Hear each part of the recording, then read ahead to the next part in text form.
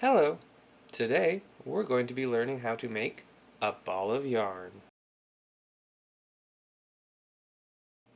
So whenever I'm doing a knitting or crochet project, like, some fun little scarf or something, I always wind up with a bunch of scrap left over, which is still good and usable for something, but it's just, a loose pile of yarn that is kind of hard to deal with on its own.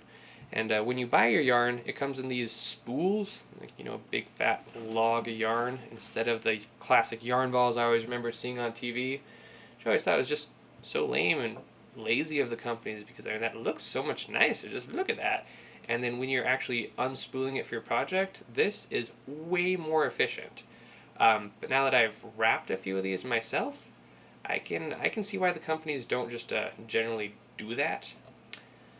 Yeah, but anyways, today we're going to be spooling up this pile of scrap.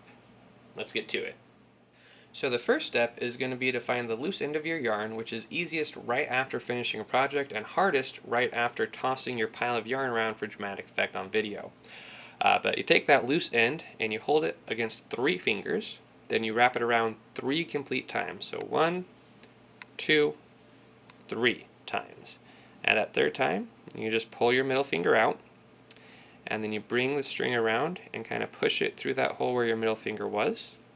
Then you can grab the whole bundle with your free hand and slide it off of the wrapping hand. And that leaves you with this little coil with a string running down the side of it. You're going to want to wrap around the middle of it just enough times to cover about a third of the wrapping.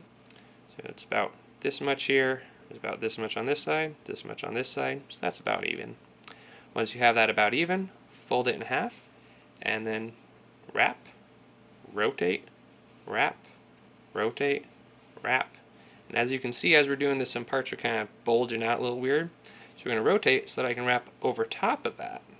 And then rotate again where we see this bulge, wrap over top of that. And just kind of keep going, twisting and wrapping.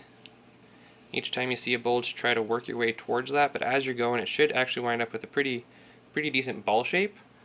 Once it gets roughly ball shaped, then you can start doing 1, 2 wraps.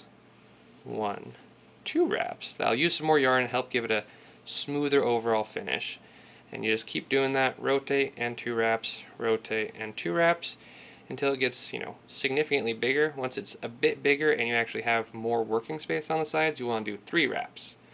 So I'm going to keep working on this, and then I'll see you guys back at the 3 wrap section. As you can see, the yarn ball is significantly bigger at this point, so we are going to actually want to go ahead and start doing 3 wraps each time. That'll just help to use up some more yarn a little bit more quickly. Also helps make sure that we maintain a smooth, even finish on the overall ball. And then as you're getting towards the end of this, you actually want to keep an eye on how much yarn you have left. Oh, hey, no, you, no, no! So sometimes accidents happen, and that's fine. That's totally fine. But you do have to, at that point, redo your work. So I will see you guys in a second. Okay, and we're back. So as I was about to say, it is really important to keep an eye on how much yarn you have left as you're getting near the end of your wrapping, so that you'll know when you're on the final wraparound.